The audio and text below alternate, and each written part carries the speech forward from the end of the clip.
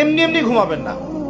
ঘুমানোর আগে বিসমিল্লাহ বলে লাইটটা অফ করবেন, বিছানাটা বিসমিল্লাহ বলে ঝাড়বেন, ঠিক আছে? ওয়াশরুম থেকে পারলে অজু করে আসবেন।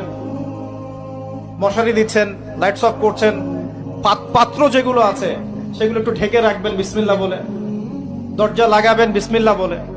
এরপর 3 বার পড়বেন সূরা ইখলাস একবার, সূরা ফালাক একবার, সূরা নাস একবার করে হাত একত্রিত করে ফু দিয়ে গা মাসাহ করবেন। এই কাজটা 3 বার করবেন। একবার আয়াতুল কুরসি পড়বেন, সূরা বাকারার 255 নম্বর আয়াত, আল্লাহু লা ইলাহা ইল্লা হুয়াল হাইয়ুল কাইয়ুম, এটা শেষ পর্যন্ত। এরপর সূরা বাকারার শেষের 3টা আয়াত পড়বেন, লিল্লাহি মা ফিস সামাওয়াতি, এখান থেকে ফানসুরনা আলাল কওমিল কাফিরিন পর্যন্ত। তারপর ডান কাতে পাশ ফিরবেন, বলবেন আল্লাহুম্মা বিইসমিকা আমুতু ওয়া আহইয়া। হাত নিবেন, হাতে গুনতে থাকবেন সুবহানাল্লাহ সুবহানাল্লাহ।